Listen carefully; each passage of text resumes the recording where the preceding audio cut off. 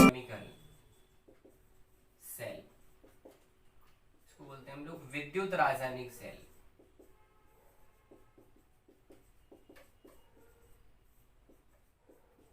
विद्युत रासायनिक सेल जो है आप सब लोग जानते होंगे कि ये रासायनिक ऊर्जा को विद्युत ऊर्जा में बदलता है, मतलब ये केमिकल एनर्जी को इलेक्ट्रिक एनर्जी में कन्वर्ट कर देता है।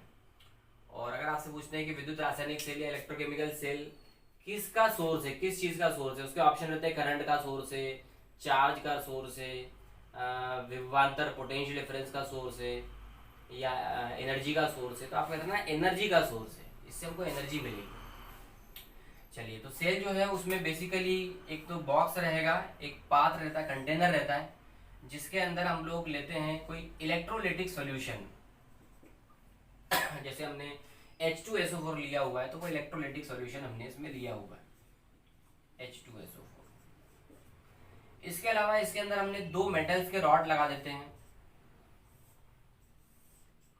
और ये जो मेटल्स के रॉड है इनको बोलते हैं हम लोग इलेक्ट्रोड्स, जिनमें से एक जो है वो पॉजिटिव इलेक्ट्रोड का काम करता है, दूसरा वाला नेगेटिव। ये पॉजिटिव और ये नेगेटिव। अब ये पॉजिटिव नेगेटिव हम अभी तो ऐसे लिख दिया है, लेकिन असलियत में होता ये है कि इसके अंदर जो है H2SO4 आपने सॉल्यूशन के फॉर्म में लिखा हुआ है, तो इसमें 2H positive ions, SO4 die negative ions रहते हैं। और ये जो H पॉजिटिव आयंस हैं वो अगर इसके पास जाते हैं, इससे इलेक्ट्रॉन ले लेते हैं, तो इससे इलेक्ट्रॉन लेने की वजह से ये पॉजिटिव बन जाता है। SO4 डाई नेगेटिव आयन इसके पास जाते हैं, अपने इलेक्ट्रॉन दे देते हैं, तो ये नेगेटिव हो जाता है। तो इस तरह से दो इलेक्ट्रोड्स हो गए, पॉजिटिव और नेगेटिव। अगर हम यहाँ पर कोई बल्ब लगा देते हैं, जैसे बल्ब लगा दिया हमने इधर, तो यहाँ पर पॉजिटिव का मतलब है कि इलेक्ट्रॉन्स बहुत कम है, नेगेटिव का मतलब इलेक्ट्रॉन्स बहुत ज्यादा हैं, तो इलेक्ट्रॉन्स यहाँ से तोड़कर इधर आने लगते हैं। अगर इलेक्ट्रॉन्स ऐसे आ रहे हैं तो इसका मतलब करंट फिर ऐसे फ्लो हो रहा है, तो इस तरह से ये बल्ब ऑन हो जाता है। तो इस तरह से ये सेल काम करता है। सेल में जब भी हम कोई सर्किट नहीं लगाए हुए हैं, जैसे बल्ब नहीं लगाया हुआ है या लगाया हुआ है लेकिन स्विच अभी ऑफ रखा हुआ है, हमने ऑन नहीं किया स्विच, तो ऐसी कंडीशन में इसके जो इलेक्ट्रोड्स हैं पॉजिटिव नेगेटिव, इनके बीच का जो पोटेंशियल डिफरेंस है, जो विभवांतर है, वो मैक्सिमम रहता है, और उसको बोलते हैं हम लोग EMF, यानी कि इलेक्ट्रो मोटिव फोर्स। हिंदू में बोलते हैं इसको विद्युत वाहक बल, और इसको हम शो करते हैं E से, और इसका यूनिट होता है वोल्ट।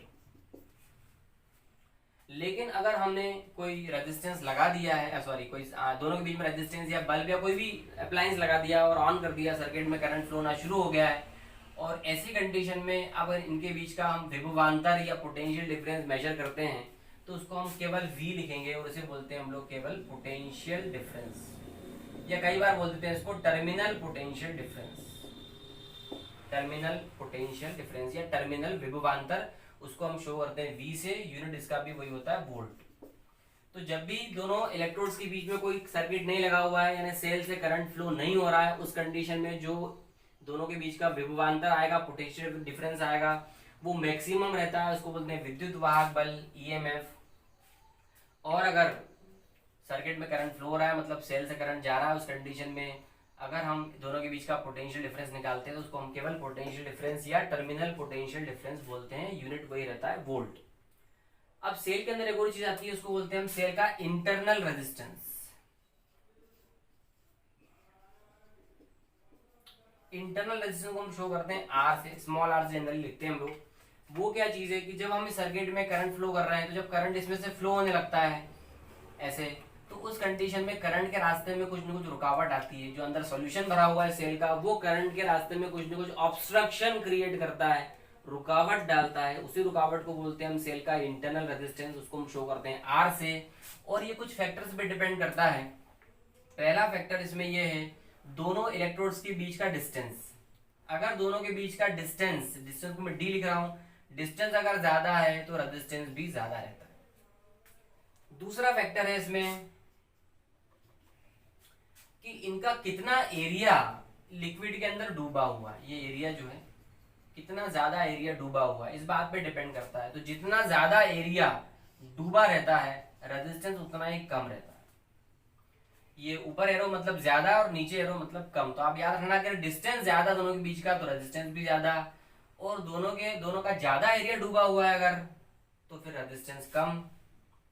और थर्ड चीज है इसके अंदर कंसंट्रेशन, मतलब ये जो अंदर हमने लिक्विड भरा हुआ है इसकी सांद्रता, कि कितना गाढ़ा सॉल्यूशन है, कितना ज्यादा कंसंट्रेटेड है। तो अगर इसका कंसंट्रेशन ज्यादा है तो रेजिस्टेंस भी ज्यादा।